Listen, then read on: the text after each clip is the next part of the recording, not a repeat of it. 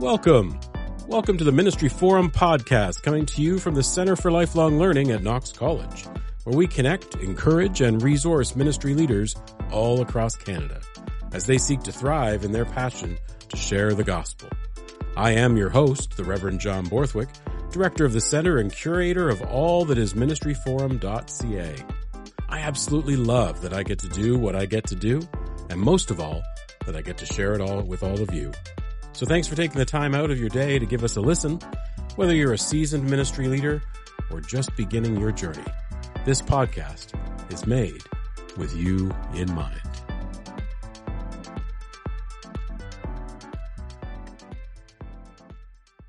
We are delighted to have with us today in the studio the Reverend Dr. Hyung Jin Pablo Kim Sun, Intercultural Liaison for the Presbyterian Church in Canada. It has been great getting to know Pablo over the last year or so. I truly appreciate his wisdom and passion, and as I often say to him, I always come away from our conversations feeling a little more hopeful and inspired about the future of the church today. Now, while I'm certain we'll talk about Pablo's role with the PCC, what I really wanted to chat to Pablo about was his new book that was released earlier this year, entitled Building Mennonite Belonging Toward an Intercultural Church. Now, I recognize it's a book about the Mennonite tradition, but as I read it, I found it resonated with me as to how I, as someone born in Canada and raised in the Presbyterian tradition, have been enculturated by my context and upbringing. And I'm hopeful that our conversation will not only encourage our listeners to read your book, Pablo, but it'll also stimulate their own reflections on what an intercultural church might look like and how they can be part of contributing to such a rich ecosystem, as I've often heard you refer to it as. So as we begin, let me offer a few words of introduction to those of you who don't know who Pablo is, and then invite him to either add or subtract as necessary. You can also read a fuller bio of Pablo in our show notes. So Pablo Kim Sun is a Mennonite pastor, scholar, leader in diversity, equity, inclusion, and belonging, and an intercultural catalyst. Currently, Pablo serves as the Intercultural Liaison for the Presbyterian Church in Canada, a general secretary level role. He holds a PhD in theological studies from the University of Toronto. His work and reflections are deeply shaped by his multifaceted identity as a Korean, Paraguayan, scholar, pastor, immigrant, and Christian living on Turtle Island. Welcome, Pablo. I'm so delighted to be in conversation with you today on the Ministry Forum podcast. Thank you, John. It is an honor to be a part of this podcast, and thank you for the invitation. And I really look forward for our deep conversation today. If there's only one more thing to add about the intro is I also like to be described as someone as a skilled hospice worker and an age worker of change. So by that I mean is I try to respect and offer pastoral counseling and pastoral care to the ending of structures, cultures, and systems that have served us in the past, while at the same time helping to open pathways toward new ways of being and building community together. Wonderful. Such a richness that is you, Pablo. I so appreciate that. Now, I wonder, maybe we should start with, just for those who aren't too sure about your role with the PCC, if you could tell us a little bit more about your leadership role there. I've read your job description on the PCC website and under Intercultural Office. If you're looking for it, it'll also be in our show notes. Now, as I read that job description, that feels a little daunting for one person to be responsible for. So kudos to you. Are you almost through your first year, or maybe we're just a little beyond a first year? No, we just ended the first year, and my second year is just started. So where are you finding the ground is softest? And what's been giving you some traction so far as you've been getting acquainted to the PCC and all its unique beauty? Yeah, sure. I could explain more about the soft spaces, but let me go back and explain a bit more about what this role is about. Because during my first year of work, I've been generally traveling and listening to pastors and leaders throughout this ecosystem of the Presbyterian Church in Canada. And to my surprise, there's a lot of interpretation of what this role is supposed to be. And I think I have heard like five to six different versions of what this role is to be. So it was very confusing at first, but through those listening, I have a better understanding what this role is. But in a nutshell, what I'm hearing and what I'm learning from all the history, from the development of this position is that PCC is now a denomination where we have people from all these diverse backgrounds. And we are striving to be reflecting this diversity, but recognizing that there have been harm and hurt done. But then there's still this aspiration and desire to be a healthy intercultural church. And so they have created this leadership role or this office to help and guide and to tend the denomination into this intercultural community. With the understanding that PCC is not only an institution, it is a living ecosystem, a living organism. So it's not like you measure it, you put a program and expect something to come up, but it's much more complex than that. So they needed someone to lead toward those authentic changes, the real changes that the whole denomination was looking for. And so, of course, this is a very daunting position. And what make it a bit harder, I guess, is that it's a time-sensitive work because, as you have mentioned, John, this role is only for 5 years. So maybe after the 5 year, people say, let's continue, or people could say, oh, we have arrived there. We don't need this office anymore. Or it could merge with other positions. Who knows? We'll see. But what I'm actually sensing as I have met and engaged with pastors and leaders throughout PCC across Canada is that I think that time is ready, it's ripe. Meaning that when I meet with people and talk about this intercultural engagement and ministry, people are very receptive. And some people are saying that, oh, I'm glad that we are finally having this position and this role because people are sensing the need. They are seeing that their neighborhood have changed. Even in the rural area, they're sensing that when they go to Tim Hortons or McDonald's, the people who have served them have changed. And not only that, the diversity is not only out there, but it's now part of us. So as a church that truly want to welcome, and not in a superficial way, and not in a tokenism approach, but how do we welcome them truly? I'm hearing people really asking those hard questions and wanting to go deep. So I think we're in a good environment, and I'm grateful that the leaders have decided to have this position developed. And I really look forward to work with PCC leaders across Canada to the how do we truly engage into this intercultural work. That's fantastic. Yeah, I'm glad to hear that you're having a sense of encouragement in your role, and also that there seems to be an appetite for this kind of conversation and this kind of effort, and you providing this leadership for our denomination. That does my heart good to hear that we're doing that. That's wonderful. Well, let's dive into the book, Pablo. People can't see on the screen, but I'm showing Pablo the many little note tabs I have in his book as I read through it a while back. I always like to ask authors, having never written a book before myself, but being a voracious reader and respectful of the craft of writing, how did you know that you had this book within you? Or what did you hope for by putting this out into the world when you thought about this book, Building Mennonite Belonging Toward an Intercultural Church? Yeah, thank you. That's a great question, John. As I've described in this book came up, it's a further development from my PhD dissertation. So when I applied for a PhD, I already had an idea of what I wanted to research, and it's about how can Mennonite church become more intercultural? Canadian Mennonite churches can become intercultural. And the reason why that was such an important topic for me is I'm a Mennonite pastor. I've been involved with a Mennonite circle more than 15 years. And I feel myself very rooted into the Mennonite traditions. But the longer I am part of the Mennonite circle, I feel like I'm a half Mennonite.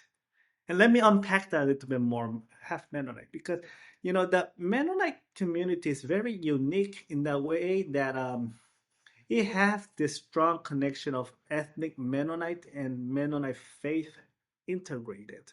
It's like the Jewish people of Israel, where they have this ethnic identity and there's the faith aspect. So in a Mennonite community, the norm, the authentic, the genuine Mennonite are the people who are born from the Mennonite ethnic communities and also embrace the faith aspect.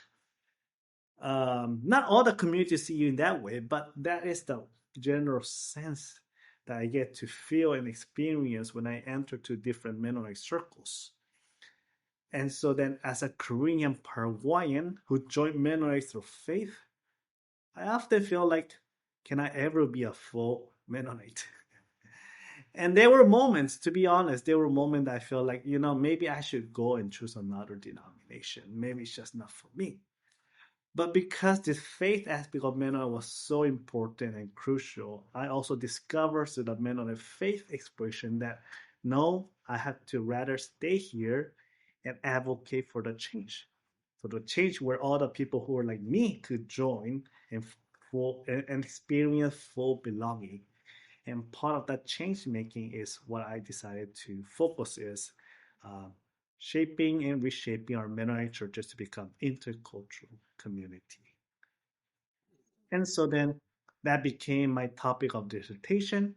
And because this is something wider, it's not only to get a PhD, but it was really to have a wider impact and be more accessible and reach out to more leaders out there. I really wanted to publish this book. So then, as you know, a PhD dissertation is meant to write only for 5 to 6 people.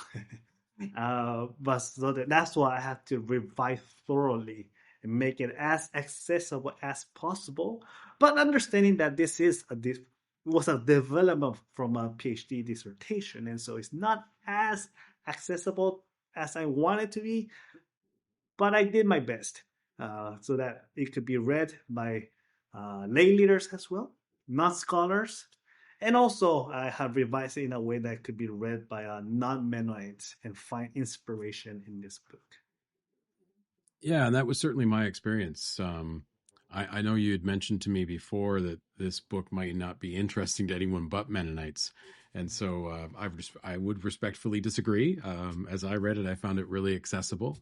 I often describe myself as not an academic and not a scholarly type of person, but I found it very accessible as a read for sure. It certainly provoked a lot of my own understanding and some of my Canadian denominational heritage, while bearing witness to another denomination's experience, and I found that actually a helpful thing for me as I engaged with it.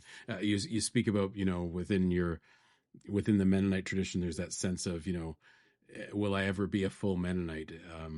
I don't know if you've connected in rural communities in Ontario for sure. Even in a place where I live, the city of Guelph, there was a sense. Now I've been here for like 23, 24 years, and there's always a sense of unless you were born here and raised here, you're really not from here. Like you can never really be a full Guelphite until that's a reality, and that's certainly something I experienced in being in rural communities as well. So there is something about a culture that says, how do we define culture, and is it about do you have to be born in that culture or spend a specific amount of time or get your credentials in some way within that culture, and what are those tick boxes that we need to make in order to be a real person within that culture is always a challenge for sure. Yeah, and I think that's also true with other denominations. Like Mennonite has this explicit ethnic identity, but there are other denominations they are not like that. I work with CRC. I have worked with other denominations too.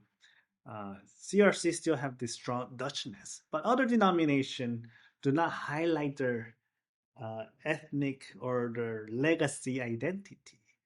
But because of so much of the system, culture, and policy has been centered around the legacy group, even though they are the minority right now, everything is so centered around this legacy group that is really becoming a barrier to moving to a deep intercultural engagement. And I hope this book really help us to bring up all those hidden systemic barriers that we carry in each of our denominations.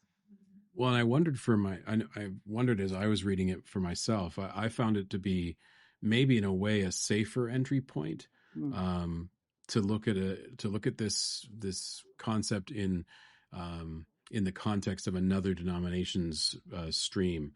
Um, and so I'd love for you to unpack a few things for our audience, like to highlight a few things within the book that you think would be meaningful and helpful for them to consider. And let me just, tease out a couple of things maybe.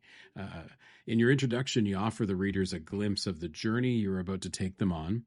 And I wonder if you might help to paint this picture in your own words. You shared this. The type of critical intercultural relationship that I'm describing is an engagement based on love and justice with a clear understanding of the existing power dynamic within one's social context. Through this mutual interaction, people share cultural aspects, broaden their understanding of God, deepen their life of discipleship and community, and strive for a fair distribution of power among all parties, so that there can be equity and justice for all. Particularly in the Canadian context, to be a critical intercultural church means to be a decolonizing and anti-racist community, because Canada was established through settler colonialism, and is built upon the ideology of white supremacy. Now, that's a lot. I grant you, that's a lot to unpack. But could you sort of help, sort of try to paint that picture for us, and maybe speak a little bit more about what the intercultural church you are imagining actually looks like? Yeah, I also want to acknowledge that that's a lot. And I think that's the thesis, the main argument of the whole book. So once you get that, you'll then understand why I'm unpacking some concept here and there throughout the chapters. But to unpack this a little bit more, let me start with the understanding of justice and love. In any healthy human relationship, it needs to be mutual. It just can't benefit one person. You have to benefit everyone who is part of that relationship. And in that relationship, love is essential, of course. We know that in a good relationship, there's affection, care, and genuine yearning for the other. But love can also be sentimental or misunderstood. So someone might even say that they're in a loving relationship, while in reality, it's harmful or abusive. That's why we need the lens of justice. It helps us discern whether love is truly life giving or whether it is masking harm. On the other hand, justice without love can feel cold and transactional. So it's the integration of love and justice together that creates relationships that are both healthy and life-giving, that is mutual. Now, if we take that relational dynamic and expand it to the level of a whole community, intercultural engagement means learning to live in the same balance of love and justice in a very particular context. Interculturality never looks the same everywhere. It is shaped by the place, history, and power dynamics. For example, what is intercultural engagement looks like in South Korea can look like differently in Paraguay and will look differently here in Canada. And here in Canada, Because of our colonial history and persistence of racism in our social structures, genuine intercultural engagement requires us to engage through anti-racist and decolonizing lenses. That's what makes it healthy and life-giving into this context. So finally, I hope you're following along the line here. But finally, why do I use the word critical? Because from the perspective of a legacy group, a community might seem intercultural, but if you ask people of color or newcomers, they might actually feel like assimilation, where they're expected to adjust to the dominant culture without real mutuality. So, critical reminds us to keep asking, is this truly mutual, truly life giving to both parties? Are power and belonging really being shared here? That's the vision I'm trying to name. Is that helpful? Does it help to unpack a bit more? I really appreciate that, getting a better sense of where you're coming from with all those different phrases and words. Yeah, very helpful indeed. When I think of congregational ministry, I'll sometimes in my time of ministry, I can remember, and this leads into my next question, but I can remember a church talking about itself being multicultural. So we're a multicultural church, and I had served. My first church was in Toronto, and I remember somebody from national office who isn't there any longer, but somebody who visited our church, the church I served, and they said, "My goodness, this church is so Toronto," because it was very much a diverse church. Lots of folks from West Africa, mostly Ghana and the Caribbean, Trinidad and Guyana, as well as a variety of other folks from different spaces. Um, but what was challenging within that context, and in the context where churches had talked about themselves as being multicultural, the one time when I asked a church, tell me about, because I'd come from a Toronto church, I said, tell me about how you're multicultural, or how do you define that? And what they did around the room, and it happened to be all people who looked like me, they started naming off people in the congregation. And it was sort of like one-offs of people. So it was like, well, we have that family and they're from Mexico, and we have that family and they're from, where are they from again? Oh yeah, they're from Sierra Leone, and we have that family.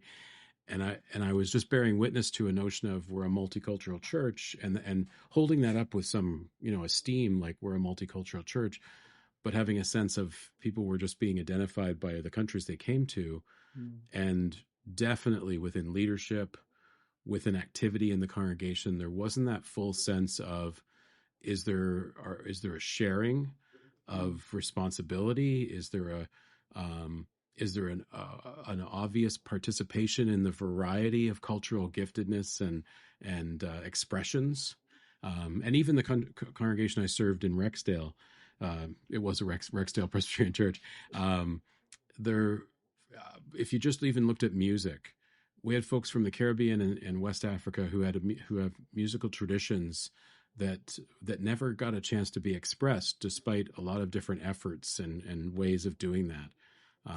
And so I wonder, and I'm going to lead into that question in a second, but I wonder if you want to just reflect on that experience, and maybe it does come out in the book in various ways as well, just that experience of like, we're multicultural because we have different cultures in our church, but and you almost expressed it, I think, at one point already, where it's kind of like, we checked that box, we've done it, we've arrived. We've welcomed people in, and now we're done. Yeah. And I'm wondering if that's maybe a piece of what we're unpacking around multiculturalism.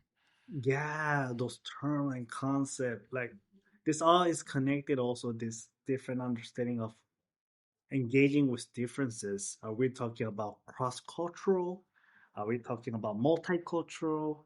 Or are we talking about intercultural? Because sometimes when I go in some context and talk about intercultural, and some other people might be thinking about cross-cultural, or while some people are talking about cross-cultural, they're talking as if they're talking about intercultural.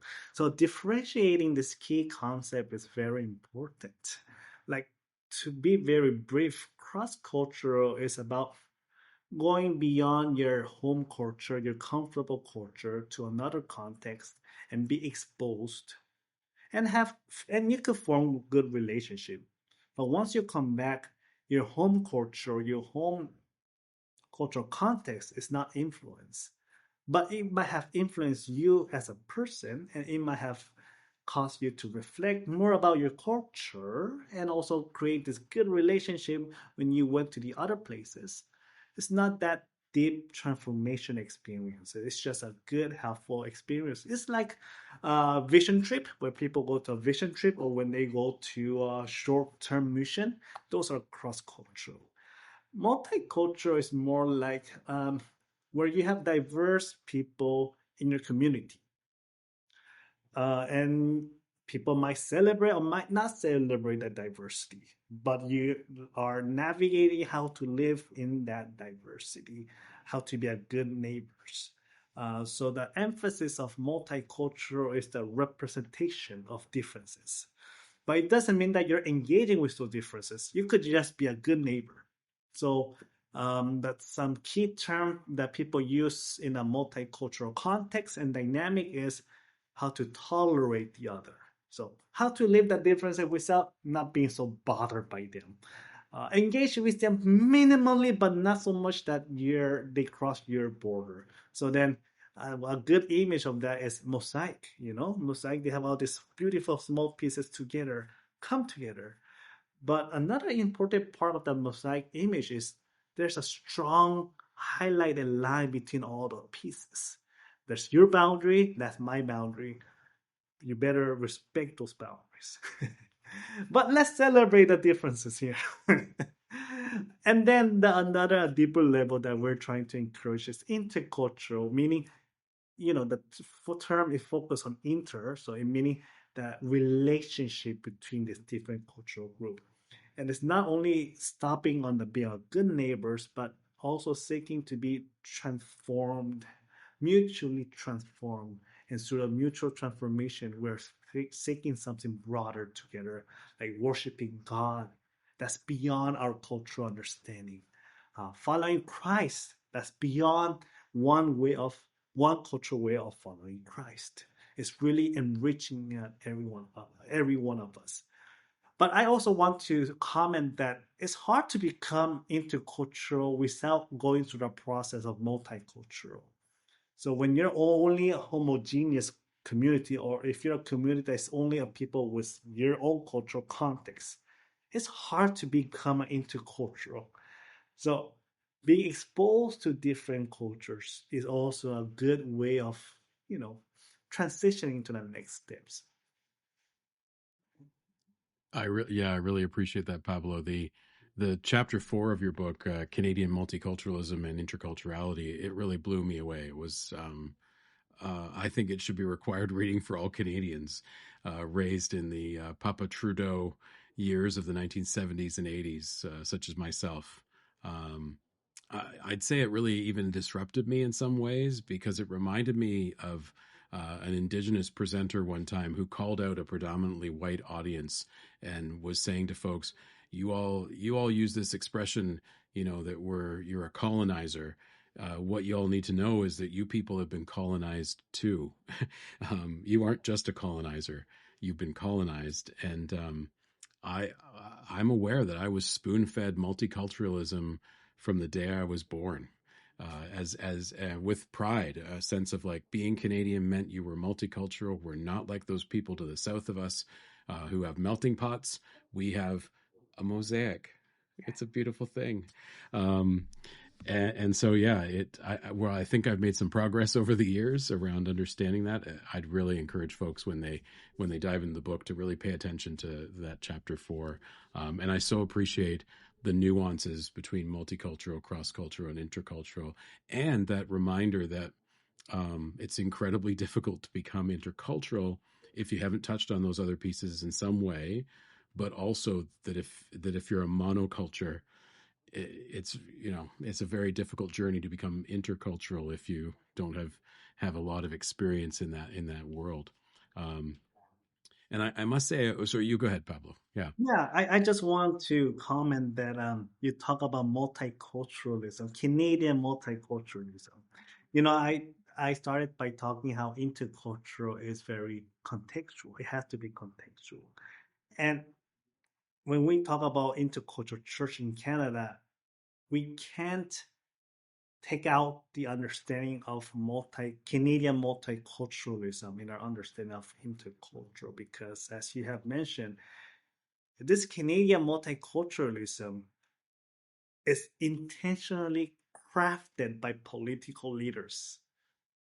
So it is not a concept or a framework that came out from the aspiration of being inclusive and kind and welcoming. They had this specific political and agenda. So we need to be really, really mindful about that. As you mentioned, this Canadian multiculturalism emerged with this political leaders trying to frame Canada as a globally progressive country so that they can welcome foreign investors rather than the US. And also signaling that we are a very kind nation compared to the US. We're not the melting pot. And it was a strategy to categorize indigenous people into the one of the immigrant communities so that they could silence their unique status and claims. It was to appease certain demand from Quebecois nationalism. And ultimately, it was a framework for that federal government to control over diversity. And so, out of that, of course, there's some positive aspect of this multiculturalism. It's better than the US, that's for sure. And it is a better framework than the earlier framework, which was more like a bicultural framework. Um, but let us not be naive that this is out of this motivation by justice or equity, but rather a calculated political strategy. And so, in our response to this, indigenous leaders say, hey, that's something weird with that framework. And so they advance more toward the decolonizing approaches that will resist the subsumed under multiculturalism. Quebecois thinkers, they're like, this is weird. And so they came up with their own framework called multiculturalism to distinguish themselves from the federal model. And then many racialized communities, meanwhile, pressed for anti-racist approaches that challenges the limit of the state multiculturalism. So in this dynamic, we're talking about what it means to be an intercultural church. So Mm-hmm. I was Yeah, being very mindful and careful with all these different discourses. definitely. Definitely. Yeah. It is I guess, a cautious journey that's fraught with many rabbit holes and challenges along the way, for sure. Um, I've definitely seen this enculturation of being Canadian, how it's impacted the church in many ways, and certainly in my own tradition within the PCC. I'm struck by the comment that I often heard from the recently retired Dr. Stuart McDonald, our Presbyterian Church history professor at Knox College, when people would often say, and often people default to this, and you mentioned this around some other traditionally defined, typically denominations that have a cultural attachment, that people would say that the Presbyterian Church in Canada is a Scottish church. And Dr. McDonald would always be very reactive and say, it's a Canadian church. It's not a Scottish church. It's Canadian. Um, and many layers were a part of that being Canadian. In the sense, I think he was reflecting that um, we weren't a church that was Scottish as we thought we were a church that was Scottish, but we had appropriated stuff from our ancestors in such a way that our ancestors wouldn't recognize today as being Scottish. And so that's where he would talk about we're a Canadian church that has Scottish roots, that has incorporated stuff that we see as traditional, but isn't really connected in the same way to the culture. And I think I've seen that most in some contexts where congregations have been resistant to or um, found it difficult in adapting to folks that they would define as non-Canadians.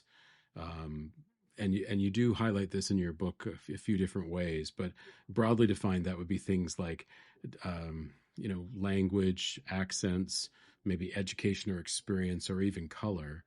Um, did you want to say a bit about this around how the church's passion for perhaps being Canadian has impacted and continues to challenge us today? Yeah, What that looks like yeah, for you? that's a great question, John. First of all, I want to comment that I really appreciate Dr. Stuart McDonald's approach of Canadian PCC identity. While there is some legacy of a Scottish immigrant, how he tried to emphasize that we're more than Scottish, because it is kind of reminding the current churches, like especially those who want to center around Scottish immigrants, we're gently challenging. We were more than that. Why do we want to narrow down our identity? Let us be a Canadian, which is a much more broader and inclusive approach. And I really like that approach.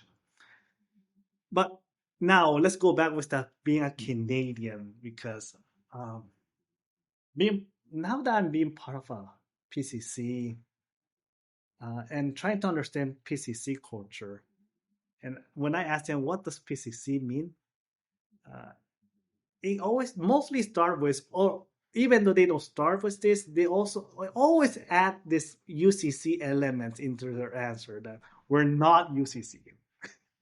So it's by saying what we're not, it's finding a way of what we are unique. So in the same way in Canada, when we say Canada, one way that people I often hear is that we're not the US. So that they're trying to it is in their group collective identity formation of trying to identify what is us and how we are different from them. And I think all the siblings, when we engage with our brothers and sisters, we all experience something. What am I? I'm different from my siblings, but how am I unique and different? That's the process. By being people who are different from us, this is the self differentiation process that we all go through.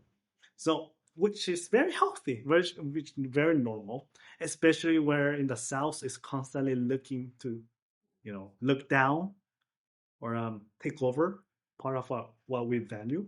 It is a natural tendency. But the danger is when we find something what we are different and unique, we could end up excluding others, especially who are not part of the normal, part of the center people. So that is something to be reminded. Another important point is culture is never static. So when people say that this is Canadian culture or this is a Korean culture, what they often mean is that the way of being and doing that feels more familiar and comfortable is the culture. But, as time goes by, the culture that we have identified could be a culture that the younger generation no longer accept or even reject. So the question becomes, whose culture are we talking about here? Are we talking about Canadian culture in 1940, or are we talking about present day culture?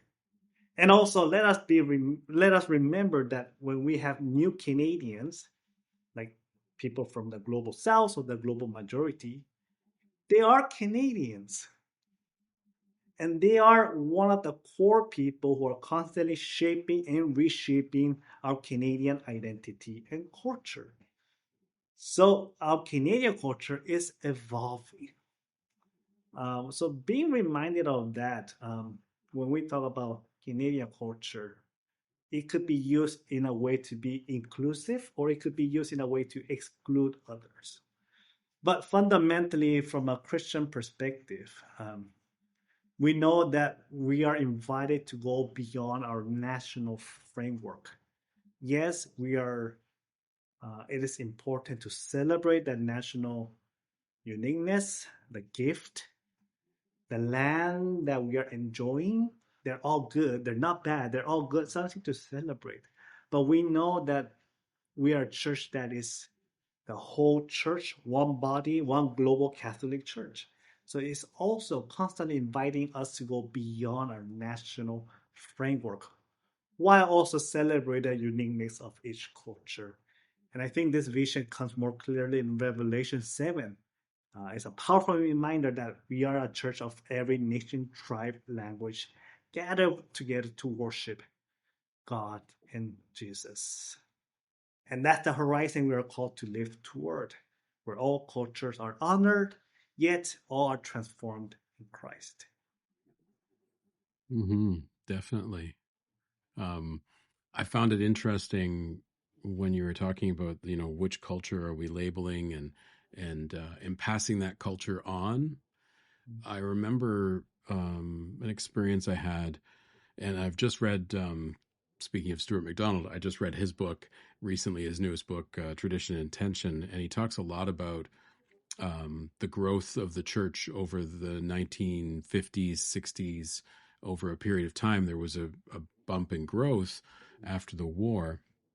And I don't have the specific stats on this, but you mentioned in your book early on, when you're speaking of this global church, that if we understand how it's tracking, by probably about 2045, somewhere in that range, we think that, I forget what the stat was like one in three Canadians will be Oh, 1 in 2 Canadians one in two Canadians will be not, by 2040, something like that.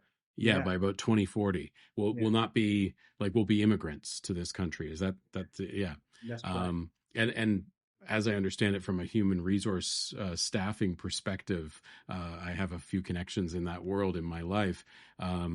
This is what we need. We just don't have a birth rate that's going to allow us to continue to be a country that can provide all the things that need to happen to keep a country going. We do need immigration as a part of that. And I'm just, again, I'll reference back to my time at Rexdale. Rexdale was one of those churches that was founded in the 50s. And in the 1950s, there was a massive immigration of people from England and Ireland and Scotland, and there was work there. And so the area of Rexdale in Toronto, Rexdale's famous for a little bit of a Canadiana reference, the AV Row or Avro Aero, a fighter jet that was developed by the Canadian military that the Americans apparently, there's a whole legend around it. Anyways, it was built in this place, this plant, and mostly by Scottish, Irish, and English immigrants. And so, a lot of reminiscing and nostalgia. Rexdale at that time had a church school, like 300 kids, and it was just packed out. And there were all these little churches, and Stuart does a great job of talking about how there was all this massive growth. I only share that to say, that our growth in the 50s and 60s may have been a result of, an increased birth rate for a while, and also just a huge immigration of a certain cultural demographic. The community of Rexdale, when I went there in like late 1990s and early 2000s, what it was kind of a transitional community regularly. So lots of the folks that had lived there, raised their kids there, and the housing and everything, they were moving out of that area, and new immigrants were coming in. And I remember talking to some newer immigrants who talked about how, Rexdale was kind of the place that a certain cultural group would move into, and then they'd move out and disperse as income and lifestyle changed over time. So it was a fascinating sort of journey of like, what's the new immigrant community that's living in that community within Rexdale, and then how that would evolve and change. And so, and I think this happens in various places across the country. But I say that because it's also connected to a church that we were speaking to one time as a presbytery, that were an immigrant church, first generation, and they were talking about how to pass their culture on to the second generation, and we're starting to have some struggles. Mm-hmm. And the most fascinating conversation I ever bore witness to was a group of folks who were, white, English, Irish, Scottish folks in their older years whose children didn't go to church anymore, having a conversation with kind of a similar aged West African congregation leaders, talking about, how do we depend on the next generation? And within that West African culture, there was a sense of this is just going to happen, and kind of a cautionary warning from the other generation of like, I don't know. We thought it would happen too, and it hasn't for us. And so I wonder if that was almost a moment of sort of intercultural dialogue around our generational experience and our desire to pass that on to the next generation, and just sort of how that impacted some folks. Any thoughts on that one? Yeah, yeah. Just the faith aspect is always we as you think about the next generation. We need to be as Christian leaders or church leaders, we need to be mindful how can we become a community not just serve the people who found it, but for the next generation so that it becomes sustainable. And so much of a community that come together only for brief time or only for their own comfort really lose this opportunity to think beyond their generation. And so, in order to be sustainable, we have to talk about we're not only going to create a community that will is where I feel belong, but for the next generation to feel belong. And what would that look like? And it will be different because it's not the children of the next generation will not be the people who have grown up into our own context. They will have grown up in their own unique context. But of course, there's something that we want to pass it along because we don't want them to struggle the same thing that we did. So how can we balance? And what are those things that we want to give and pass along to our next generation? And what are the things that are essential and what are those things that are not essential? Because, like, for example, 11 o'clock a.m. worship service. Is that essential? I don't think so. It's in the But Bible, I'm sure, Pablo. I'm sure it's yeah, some part of Leviticus, I don't know, 26:50 or yeah, something. It's in there somewhere. okay, You shalt have services at 11 o'clock on a yeah, Sunday morning, despite anything else that might be happening on a Sunday. yeah, that's right. And the tricky part is so much of our faith aspect is integrated with our cultural lenses. Hmm. Sometimes we get mixed up if this is cultural or if this is faith. And so as we engage with people from who are different from our culture, it really helped us to understand, oh yeah, is that really cultural or is that really talk about the faith aspect that we want to pass along? So um, opening up for a conversation, opening up for dialogue, opening up for changes is important approach as we are thinking for what is best and what is the good thing that we want to pass along for the next generation. Hmm. Because at the end, what works the best for the next generation, they are the one who know the best, not the first generation. The first generation need to be the one more open. How can we support you? Not about this is what you need to approach. And that's hard. That's hard It's for the older hard. generation at times. Um, Yeah. yeah, it's especially poignant when you try to put. You mentioned earlier about caring for. I think you used the term hospice, even sort of caring for. Um, Was dying. yeah, yes, caring for what's dying. Very Yeah. nice, thank you. And yeah, there's been those poignant moments where people have been telling their story, their faith story, really. Like when I went to church, this is what was meaningful to me and important to me, and then we shared the same things to our kids, and what we should be doing now is all those things. And then when you just make that connection, and ever so gently and kindly as you can, right? So what you're telling me is all the things that you did in church that were meaningful to you, you think we should do now because you imparted those to your children, Mhm. and your children haven't stayed in the church or haven't continued with the church. I'm Yeah. not sure we're making the connection that, the things that you imparted that you said they had to learn and must do didn't Yeah. stick in some way. And so how do we move forward with that? That's That's right. that's hard. Yeah.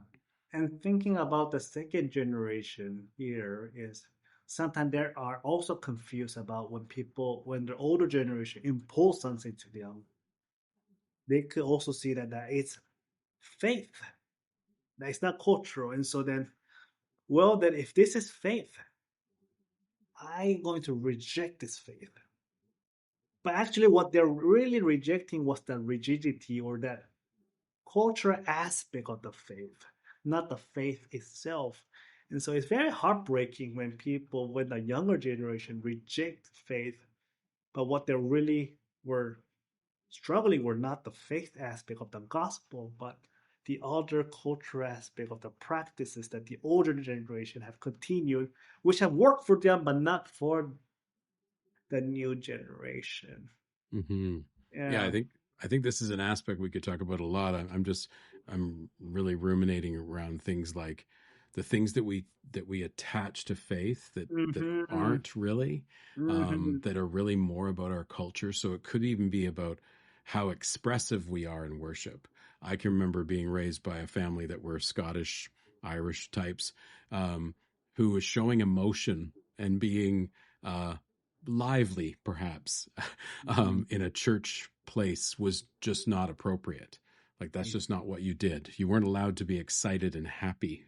Mm-hmm. Um, those people did that, but never us. And it was kind of an interesting notion of, so just like you say, oh, okay, so if I want to be Presbyterian, I guess I'm not allowed to be happy and expressive in a worship setting. That would be inappropriate. And but that's not what I read in the scriptures. But sure, apparently to be Presbyterian, you just don't do that. But then I find other Presbyterian churches where people are happy and are joyful. Maybe they've taken another step along the way, but there is that notion of imposing that kind of culture that's based on really an Anglo-Saxon culture that it doesn't get in touch with its own emotions and doesn't deal with happy, joy very, very well. It has challenges, right? Yeah, that's right. That's right. Hmm. Fascinating. So at the end of the multicultural chapter, this one really stood out for me. You asked these really important questions, and I've changed up just one of them just because it said specifically Mennonite. I think it's a question that could be for anything in the Canadian church.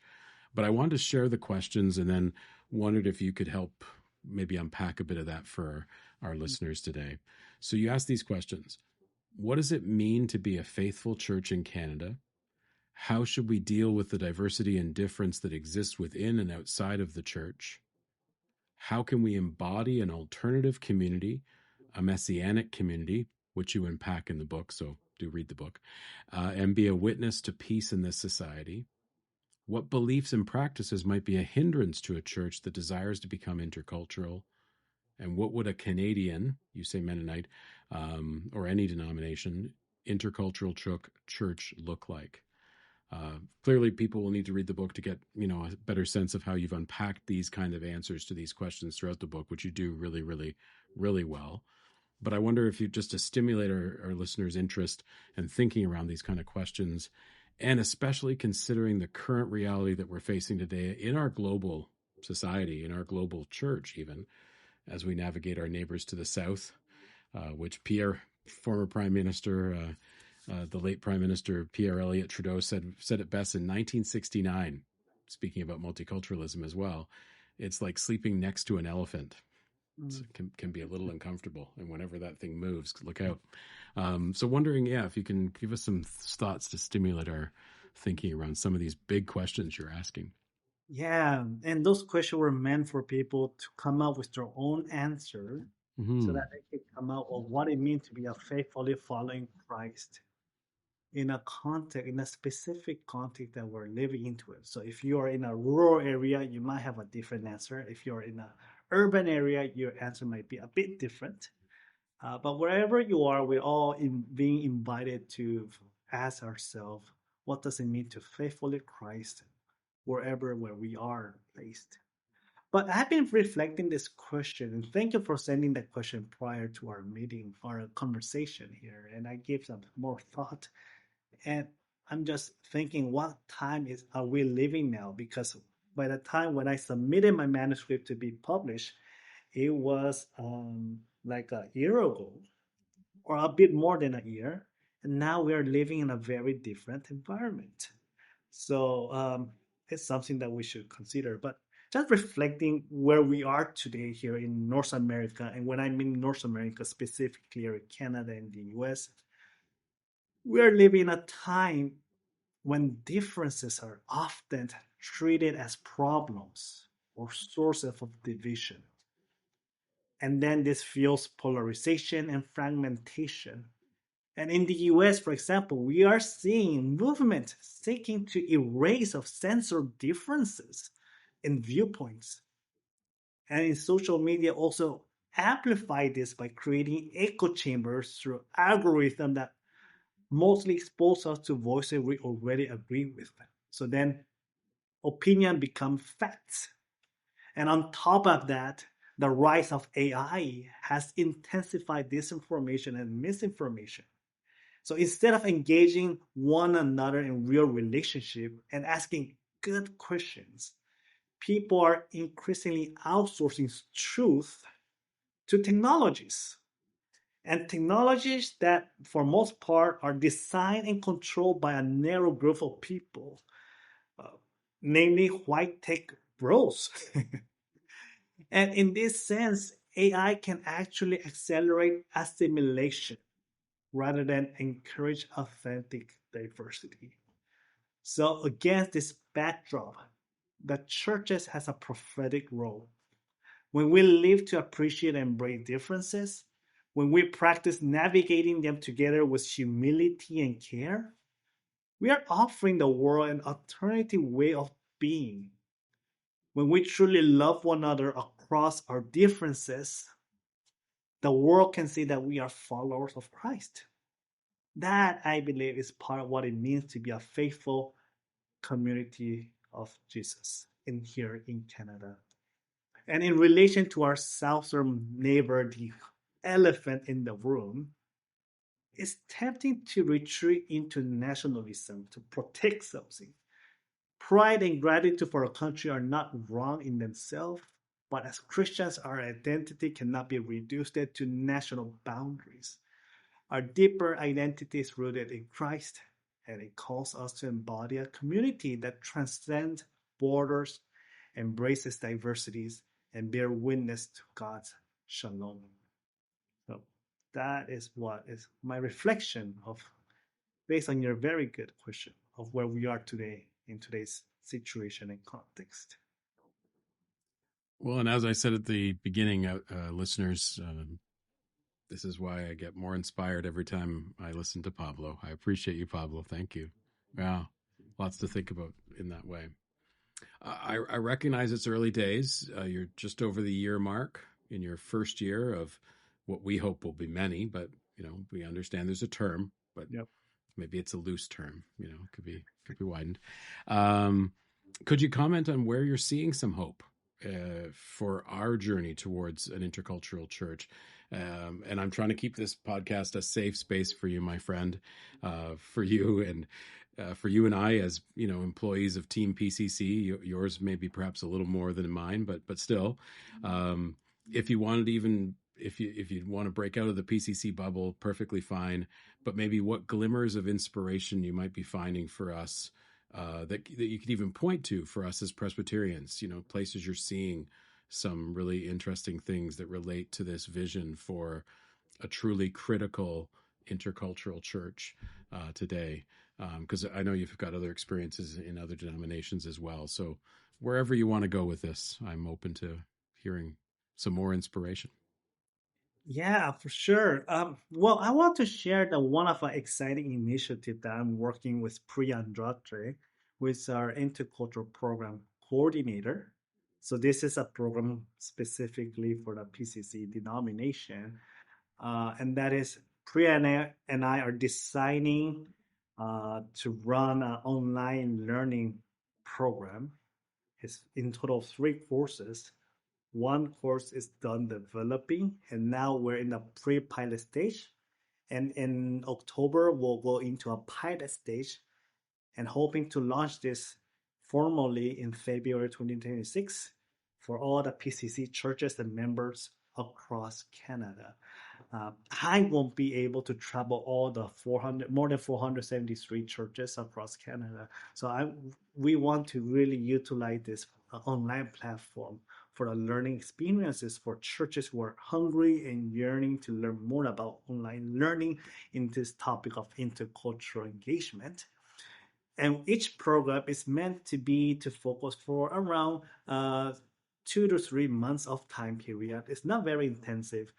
It's very good amount of learning that we have worked on, and I think it's very interactive. So it's not like you're downloading a PDF and reading it, but rather it's very interactive approach of learning. And I'm hoping that people will be interested. So that is what I'm really looking for to launch and share. So and make it as accessible as possible across all the Canadian platform. As for more beyond the bubble of the PCC, um, when I started to do my PhD here in Canada, United Church of Canada was the only denomination that had this dedicated intercultural leadership role. Then, by the time I was done with my dissertation, I see CRC, the Christian Reformed Church in North America, creating a similar position. I also see how Lutheran denomination also creating, Baptist denomination creating, Mennonite denomination creating this position, and now we see how PCC is also have created this position. So I'm seeing a lot of need and desires across the Canadian landscape. And as you might know, Canadian Council of Churches, through Forum for Intercultural Leadership and Learning, have been providing this intercultural leadership learning journey. And Tyndale Intercultural Ministry Center also have been providing these learning opportunities. So my hope is that as we collaborate with all these different circles and organizations, that we could collectively make some differences and meaningful changes, not for only for one denomination, but across Canadian church landscape. And I'm hoping as more of this initiative get developed, that we as a Canadian churches could be leaders in this area and really be an encouragement and inspiration to the global churches, because I think we're in a good position to do this kind of work and model this kind of work that could really inspire other denominations around the world and to help them imagine and work on what it means to be intercultural in their own unique context and situation. And when we do that, I, I really believe that when we bring the best of our tradition, practices, wisdom, science, and art together, we're going to create something beautiful and holy. That is mutually transformative to us all. So that is what I'm really aspiring, and seeking for. Yeah, for sure. I mean, we Christians tend to talk to each other, so seeing another church doing something similar and seeing what an impact it may be having in different denominations and learning from each other, I think will be a great exchange as well through your connections and beyond. I think that's that's a beautiful tapestry of opportunities that I hope can come our way for sure. Mm-hmm. And I can speak. I got a chance to meet Priya a while back, and she's a gift and a gift to your office, and certainly will be a gift to use her skills and passion for this work to develop what you're developing. So kudos to you both. It's nice to have two people now. It's not all on you. That's right. That's right. Oh. That's wonderful. Is there anything, Pablo, that I haven't asked you that you wish I had asked you? Yeah. Well, I want to maybe comment this that one of the thing or topic why I think this is such an important topic is not because I have this romanticized understanding of diversity. Diversity work is very challenging. Let's be clear. It's very challenging and messy because you're not only talking about culture, you're talking about personalities, and you're talking about all these different baggages people bring and traumas. And when you bring people with traumas, changes talking about changes could be very traumatic. So it's very complicated work and that to be done very carefully. Even though you're doing your best, still you could fail. So it's a messy work. So I don't have any romanticized concept of diversity. It's challenging, but one of the reason not only do I have a theological and biblical inspiration of why we need to become intercultural, but another factor is just for the sake of our humanity. Um, we are living a time where a lot of scientists are talking about polycrisis. It's not just a lot of crisis. It's just the polycrisis is we're living a time, unprecedented time, where multiple global crises intersect, shape, and make the situation worse. Like climate change, economic instability, political upheaval, social fragmentation, they're all converging. And in order for us humans to really survive and thrive this time, we need to know how to effectively draw the best practices, science, insight, and wisdom from every culture because we're now in a time where no solution will come from one cultural group. So that intercultural work is not only an optional or something beautiful to put out there, it's essential strategy for resilience, innovation, and mutual flourishing. So just as a healthy ecosystem depends on the interdependence of diverse species, intercultural work is about creating a thriving whole where each culture, tradition, and wisdom contributes to the well-being of the larger community. So in a sense, it's go beyond inclusion. It's helping us to survive into this very critical moment in a very challenging moment we are. And when we bring our the best challenges and practices, I believe we could also overcome these challenges.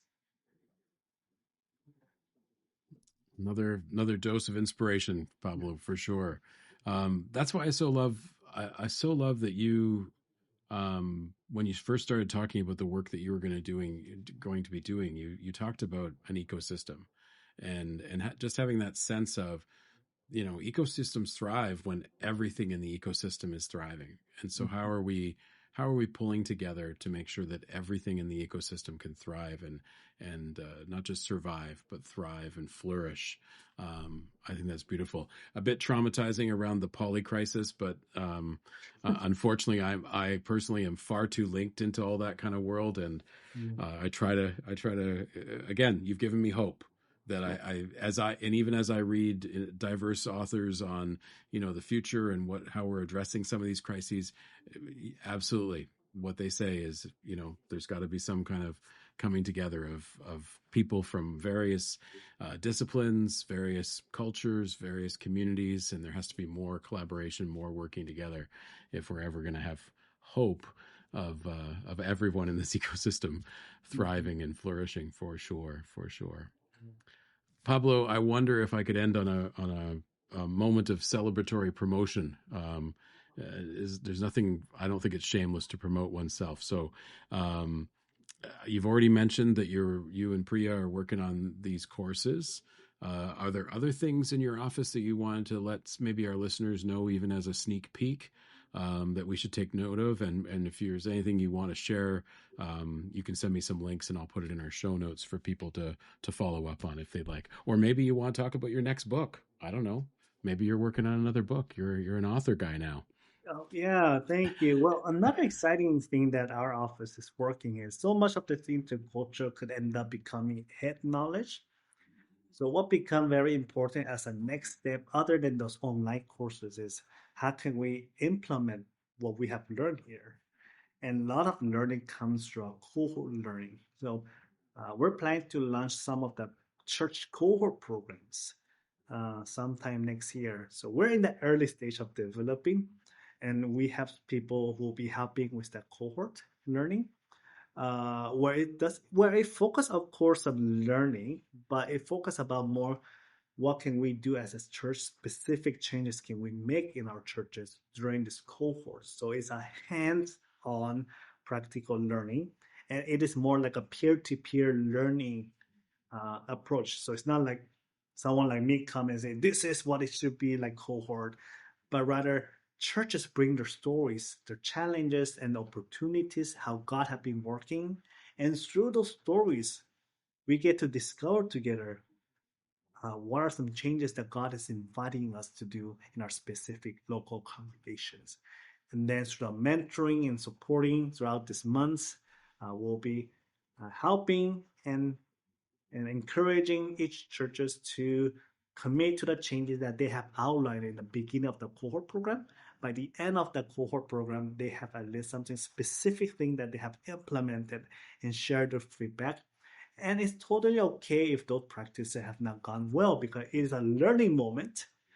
But the more we have those kind of stories, we could also collect those stories and share to the wider denomination, so they can also inspire other churches who are trying to or wanting to become intercultural. So that is another thing that I'm looking for sometime next year. I also recognize how my book on Building Mennonite Belonging is very theoretical and academic. So now that I have worked with CRC for 3 years and now with PCC 2 years, but prior to that, I have worked with Mennonite and with the Canadian Council of Churches. I think it's about time to focus on how we do this intercultural work. The book here, Building Mennonite Belonging, is more about why this is important and what are some theological and sociological barriers that we are experiencing in the churches to become intercultural. I'm wanting to write my second book. My next book will be more about practical aspect of how can we implement these changes in specific places and provide some key tools and insight that I have learned along the way. So that is what I'm working on. So we'll see. That's awesome. Yeah, that's awesome, Pablo. I'm assuming maybe a little bit because it's what all the kids are using these days. Substack. I've had the privilege of reading a little bit of your Substack along the way. Really, really interesting read. Really engaging and inspiring as I've read through them. We're going to have that in our show notes, of course.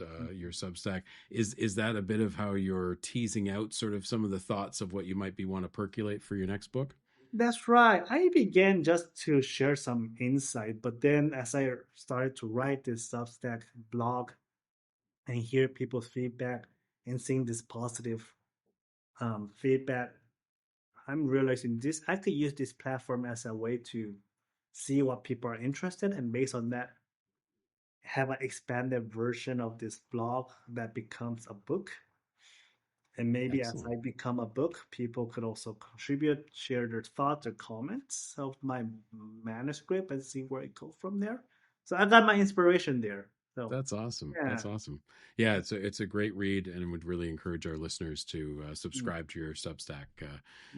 It's really interesting, the kind of stories you're sharing and how you're seeing the world in this milieu of an intercultural church, a critical one, in fact. Pablo, I always enjoy having conversations with you. I'm so glad we could do this podcast recording and share you with our Ministry Forum community.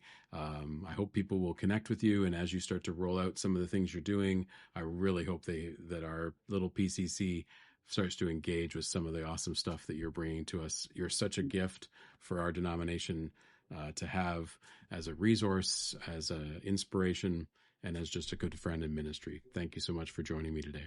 Oh, thank you, John. This has been a very rich conversation. Appreciate it. Thanks for joining us today on the Ministry Forum podcast. We hope today's episode resonated with you and sparked your curiosity. Remember, you're not alone in your ministry journey. We're at the other end of some form of technology, and our team is committed to working hard to support your ministry every step of the way. If you enjoyed today's episode, tell your friends, your family, your colleagues. Tell someone.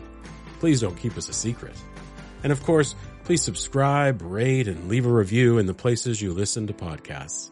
Your feedback helps us reach more ministry leaders just like you. And honestly, it reminds us that we're not alone either. And don't forget to follow us on social media at Ministry Forum on all of our channels. You can visit our website at ministryforum.ca for more resources, keeping up with upcoming events, and ways to connect with our growing community. Until next time, may God's strength and courage be yours in all that you do. May you be fearless, not reckless. And may you be well in body, mind, and spirit. And may you be at